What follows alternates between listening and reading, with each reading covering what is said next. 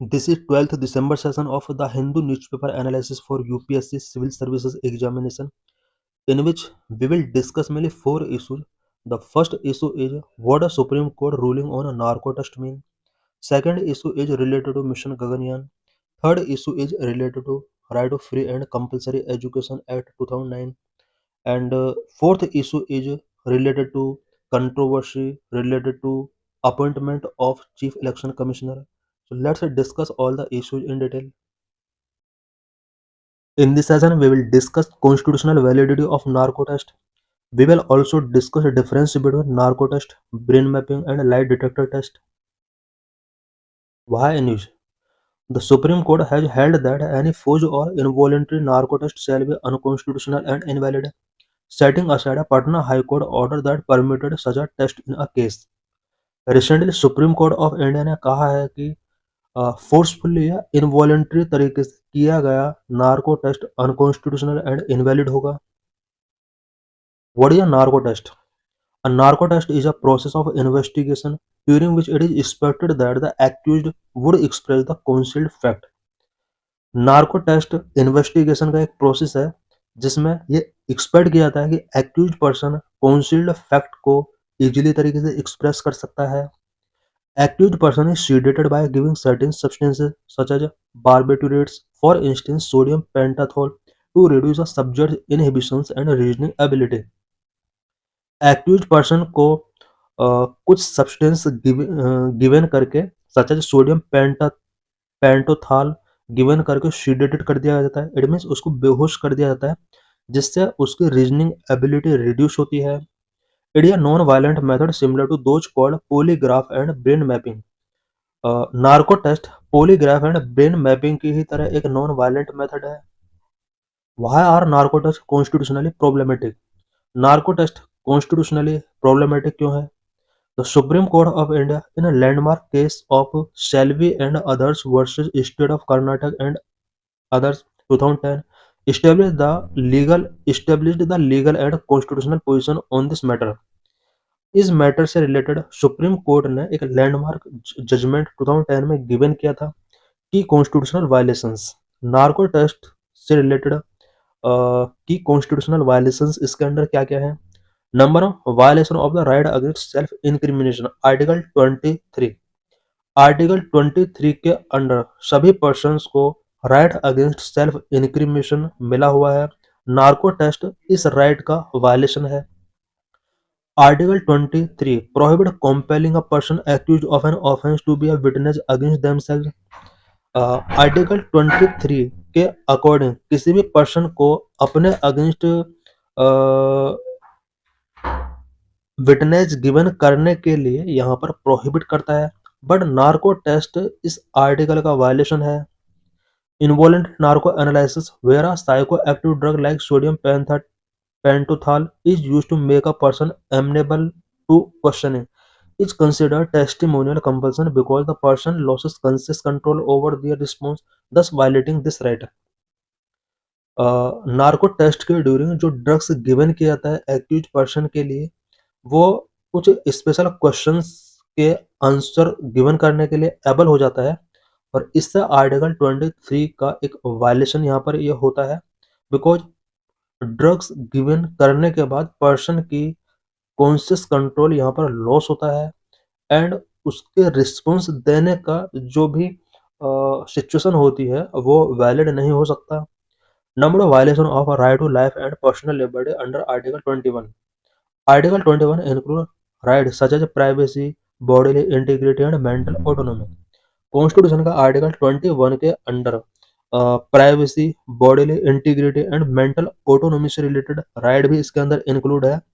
Involuntary narco analysis includes into a person's mental process and is considered a violation of personal liberty. सभी persons को bodily integrity and mental autonomy का right article 21 के under मिला हुआ है. But narco analysis जो होता है वो पर्सन की मेंटल प्रोसेस के अंदर एंटर करता है और यही वजह है कि पर्सनल लिबर्टी का यहाँ पर वायलेशन है. The Supreme Court has also held that forced administration of such tests amount to cruel, inhumane, and degrading treatment contravening Article 21. Supreme court ने कहा है कि इस तरह के टेस्ट को अगर फोर्सफुली किया जाता है, ये एक क्रूअल, इनह्यूमन एक्ट हो सकता है, जो कि आर्टिकल 21 को कॉन्ट्रावेन करता है। Legal position and admissibility. Number of voluntary test are illegal, involuntary test are illegal. The Supreme Court has explicitly stated that involuntary or forced narco-analysis tests are not permissible under any circumstances.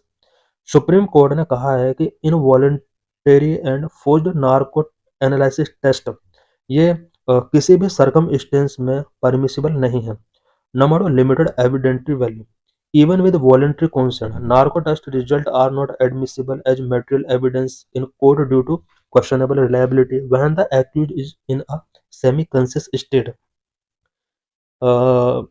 Consent के base पर भी अगर narco test conduct किया गया है, narco test result material evidence के तौर पर कोर्ट में एडमिसिबल नहीं है। Number the mandatory safeguard for voluntary test.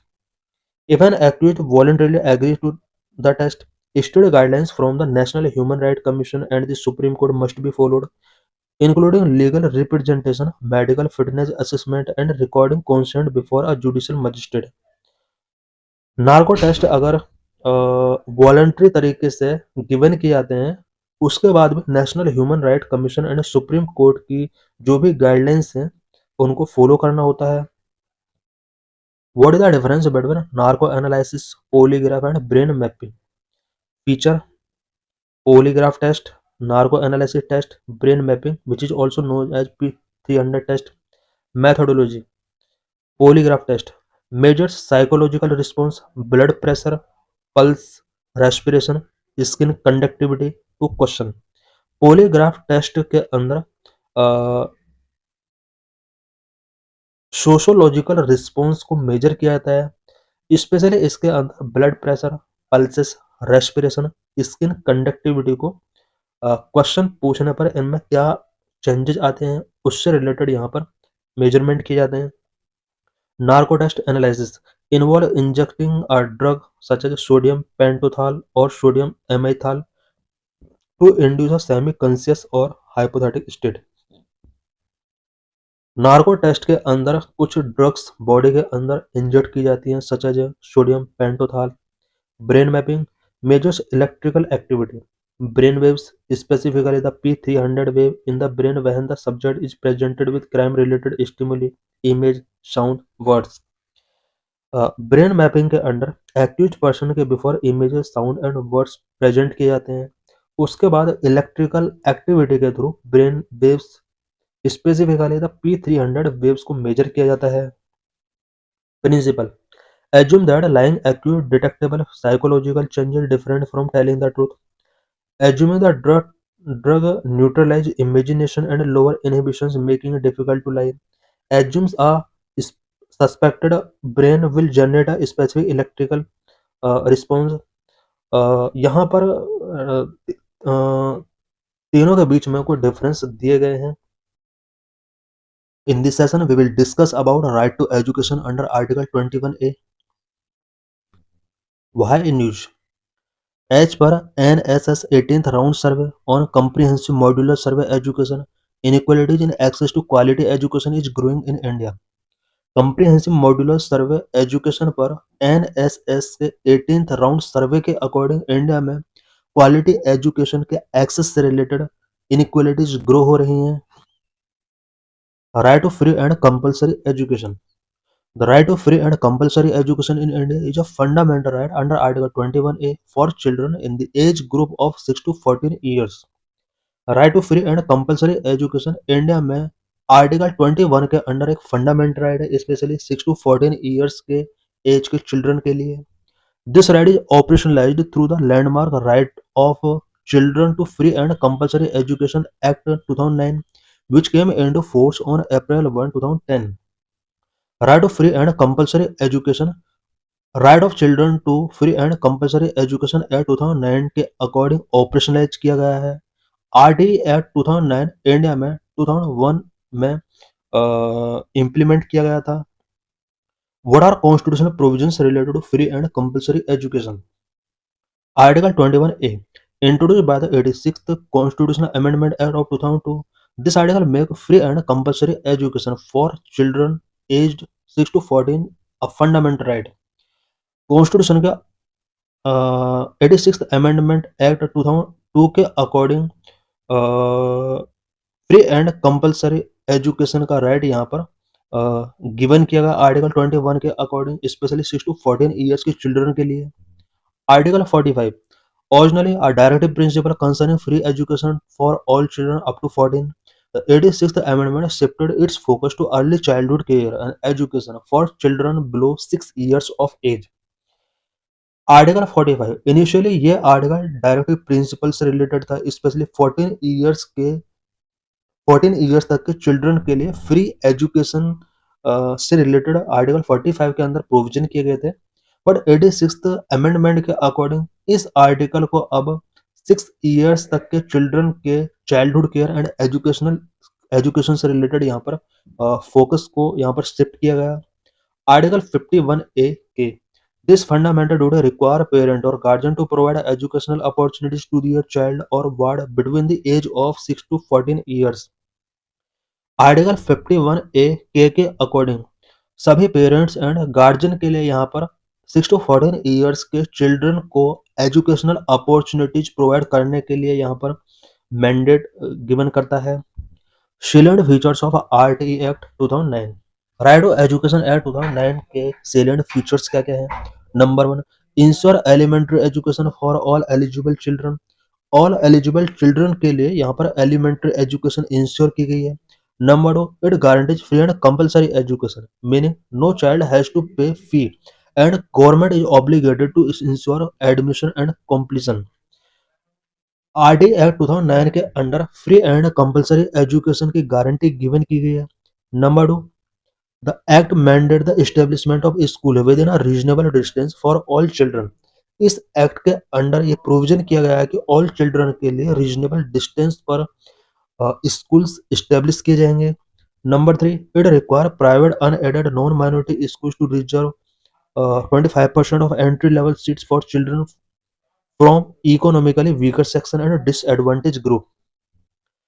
RT act 2009 के अकॉर्डिंग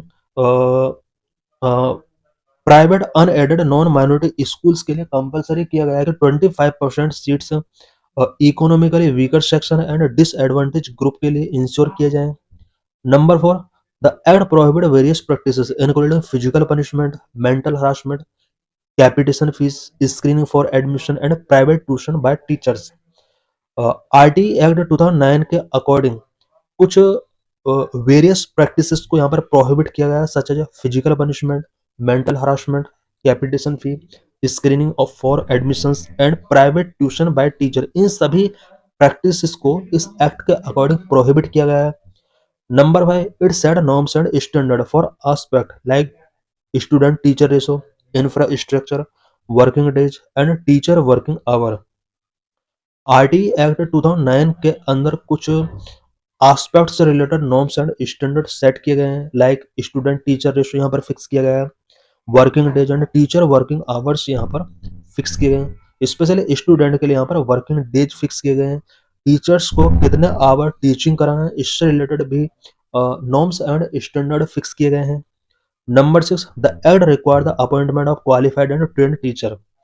आरटी एक्ट के under qualified and trained teacher के अपॉइंटमेंट से रिलेटेड प्रोविजन किए गए हैं। Number 7, it provide for the formation of school management committee to monitor school. School को monitor करने के लिए हर स्कूल में एक स्कूल मैनेजमेंट कमेटी होगा, इससे रिलेटेड यहाँ पर प्रोविजन किए गए हैं। Number 8, initially the act had no detention policy until class 8th, but a 2019 amendment allow state to reintroduce examination and detain a student in class 5th and 8th after a re-examination opportunity. Initially RTE act के under no detention policy यहाँ पर follow की गई थी, but 2019 amendment के according यहाँ पर सभी स्टेट के लिए अलाउ कर दिया गया है कि वो एग्जामिनेशन एंड डिटेंशन सिस्टम को री इंट्रोड्यूस करें, specially class 5th and class 8th के लिए। की findings of comprehensive modular survey education about gaps in Indian education. Indian education में गैप से रिलेटेड कॉम्प्रिहेंसिव मॉड्यूलर सर्वे की फाइंडिंग्स क्या है। Key gaps identified. Number one, urban-rural divide. Urban households spend significantly more on education than rural families, widening disparities in educational quality. Urban household rural household के compare में education पर मोर spending कर रहे हैं, जिसकी वजह से एजुकेशनल क्वालिटी में डिस्पैरिटीज वाइड हो रही हैं.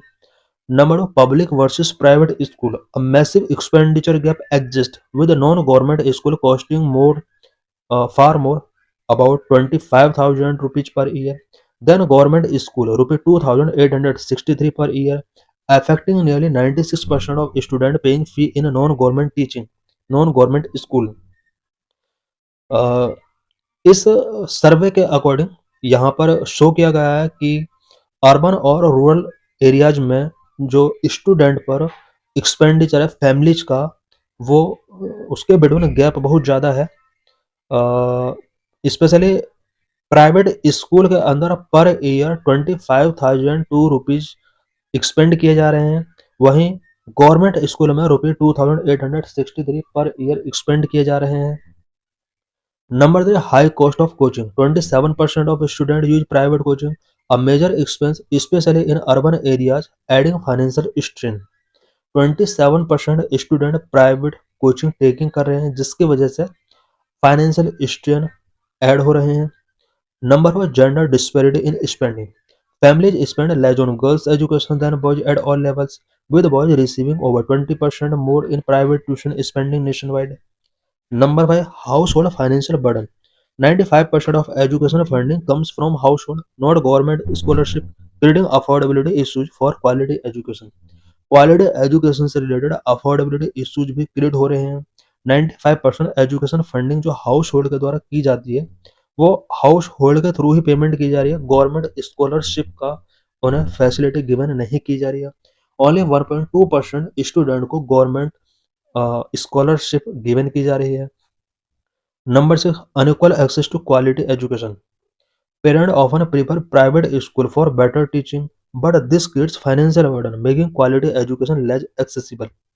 पेरेंट बेटर टीचिंग के लिए प्राइवेट स्कूल्स प्रीफर कर रहे हैं, बट फाइनेंशियल बर्डन बहुत ज़्यादा उनके ऊपर बढ़ जाता है.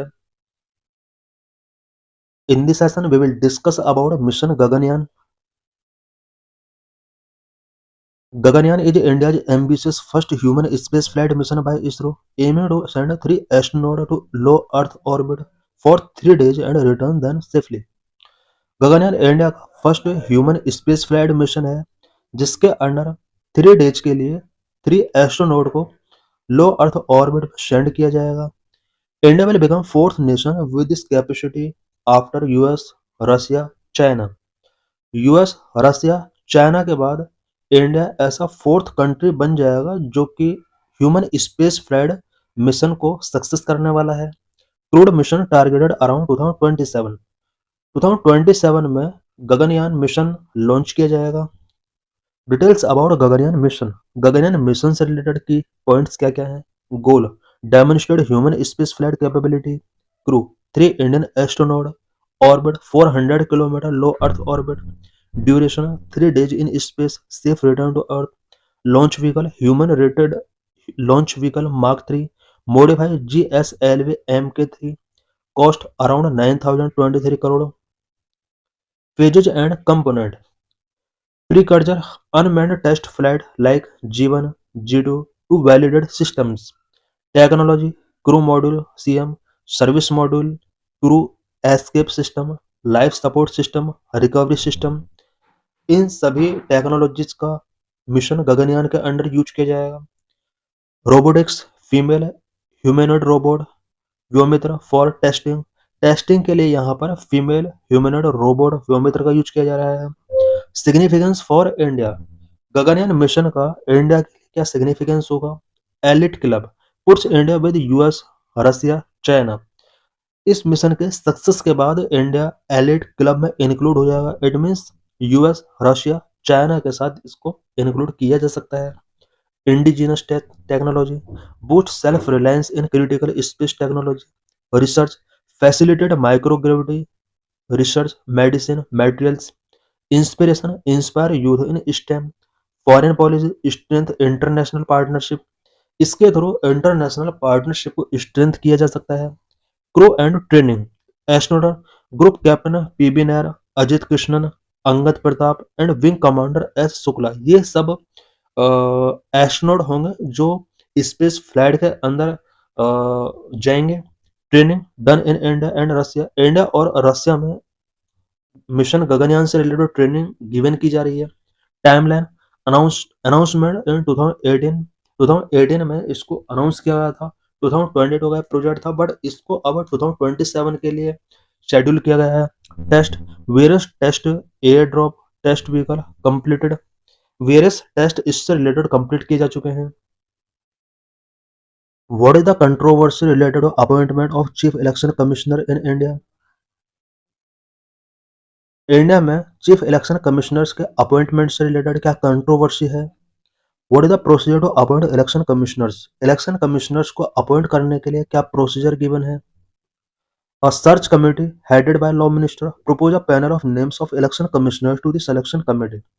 At the first stage, एक सर्च कमेटी जो कि लॉ मिनिस्टर के द्वारा हेडेड की जाती है, सिलेक्शन कमेटी के बिफोर कुछ इलेक्शन कमिश्नर्स के नेम यहाँ पर प्रपोज करती है।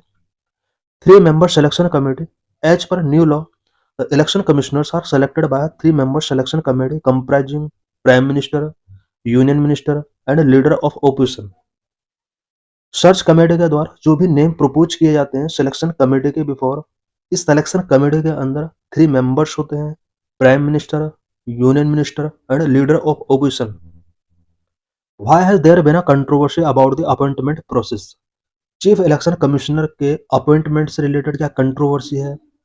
In 2023 parliament passed a new law to appoint selection commissioner. Election commissioner को अपॉइंट करने के लिए 2023 में पार्लियामेंट ने एक न्यू लॉ पास किया था। New law is chief election commissioner and other election commissioners act 2023। 2023 में पार्लियामेंट के द्वारा जो लॉ पास किया गया था, इस लॉ का name chief election commissioners and other election commissioners appointment condition of services and term of office act 2023, ये इस लॉ का नेम है। Removal of CJI from selection committee, selection committee से चीफ जस्टिस ऑफ इंडिया को remove कर दिया गया। Admin 2023 से पहले जहां पर इस 3 मेंबर सिलेक्शन कमेटी के अंदर चीफ जस्टिस ऑफ इंडिया हुआ करता था, अब न्यू लॉ के अंडर चीफ इलेक्शन सीजेआई को यहां से रिमूव किया गया है। gave little room for dissent. It had objected as committee gave little room for dissent as the Prime Minister and the Union Minister are part of the government and could rule 2:1 in favor of their candidate.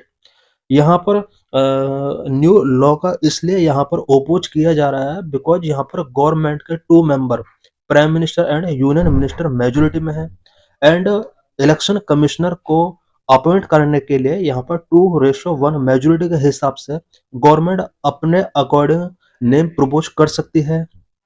What is the mandate of election commission? Election commission का क्या mandate है? Constitutional body, election commission is a permanent constitutional body. Election commission permanent constitutional body है। The constitution has vested power to the election commission the superintendent, direction and control of the entire process for conduct of elections to the parliament, state legislature and to the office of president and vice president of India. Constitution of India ने election commission को parliament, state legislature and office of president, vice president के लिए elections को superintendent, direction, control करने की power given की है। What is the election commission of India? The Election Commission of India is an autonomous constitutional body which is responsible for conduct union and state election procedure in India. Election Commission of India एक autonomous constitutional body है जो कि union and state election process को conduct करने के लिए responsible है। It was established on 25th January 1950, celebrated as National Voters Day. Election commission of India 25 जनवरी 1950 को इस्टेब्लिश किया गया था। That is why 25th January is celebrated as National Voters Day. The Secretary of the Election Commission is in New Delhi. New Delhi में इसका secretariat है। Election Commission conduct election to the Lok Sabha, Rajya Sabha, State Legislative Assemblies and the office of the President and Vice President in the country. Election Commission of India, Lok Sabha, Rajya Sabha, State Legislative Assemblies and office of president and vice president के लिए election conduct कराता है। It did not conduct elections to the panchayat and municipality in the state. For this, the Constitution of India provide for a separate state election commission. Election commission of India panchayat and municipalities के लिए elections conduct नहीं कराता है। इस purpose के लिए state में एक separate state election commission provision किया गया है। Constitutional provisions of election commission से रिलेटेड कॉन्स्टिट्यूशनल प्रोविजंस क्या क्या किए गए हैं। Part 15 article 324 to 329 it provisions for election and establish election commission. Constitution का पार्ट 15 में इलेक्शन से रिलेटेड एंड इलेक्शन कमीशन से रिलेटेड प्रोविजन किए गए हैं। कॉन्स्टिट्यूशन का आर्टिकल 324 to 329 के अंदर various provisions election commission of India से रिलेटेड किए गए हैं।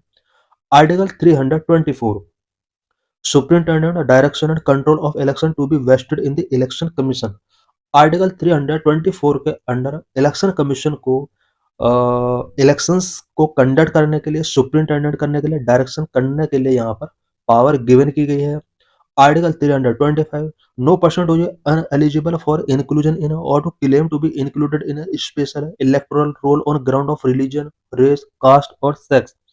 आर्टिकल 325 के अकॉर्डिंग इंडिया में किसी भी पर्सन को रिलीजन, रेस, कास्ट और सेक्स के बेस पर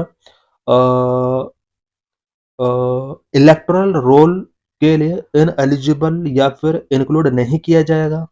article 326 elections to the house of people and to the legislative assemblies of state to be based on adult suffrage. Constitution का आर्टिकल 326 में प्रोविजन किया गया है कि Lok Sabha and state legislative assemblies के लिए जो इलेक्शंस कंडक्ट किए जाएंगे वो अडल्ट सफरेज के बेस पर किए जाएंगे। Article 327 power of parliament to make provisions with respect to the elections to the legislature. Legislature के इलेक्शंस के रिस्पेक्ट में प्रोविजन करने के लिए यहाँ पर पार्लियामेंट को पावर गिवन की गई है आर्टिकल 327 में। Article 328 power of legislature of a state to make provision with respect to elections to such legislature. State legislature के लिए इलेक्शंस कंडक्ट कराने से रिलेटेड जो पावर गिवन की गई है वो स्टेट लेजिस्लेचर को गिवन की गई है under article 328। Article 329 bar interference by the court in electoral matter. Constitution का आर्टिकल 329 के अकॉर्डिंग इलेक्टोरल मैटर्स में कोर्ट इंटरफेयर नहीं कर सकता। Structure of election commission of India. Originally, the election commissioner had only one election commissioner, but after the election commissioner amendment act 1989, it was made a multi-member body. Originally, election commission के under only one election commissioner हुआ करता था, but 1989 में election commissioner amendment act पास किया जाता है और इसको एक मल्टी मेंबर बॉडी के तौर पर इस्टेब्लिश किया जाता है। Members in election commission of India. 1950 election commission of India established as a single member body with only a chief election commissioner। 1950 में इलेक्शन कमीशन ऑफ इंडिया को एक वन मेंबर बॉडी जिसमें चीफ इलेक्शन कमिश्नर हुआ करता था इसको establish किया गया था। October 16, 1989 two additional election commissioners appointed under the election commissioner amendment act 1989 making it a 3-member body. 16 अक्टूबर 1989 को इलेक्शन कमीशन ऑफ इंडिया को 3-member बॉडी बना दिया जाता है। इसके लिए election commissioner amendment act 1989 pass किया जाता है। इसके according S Dhanoa and VS.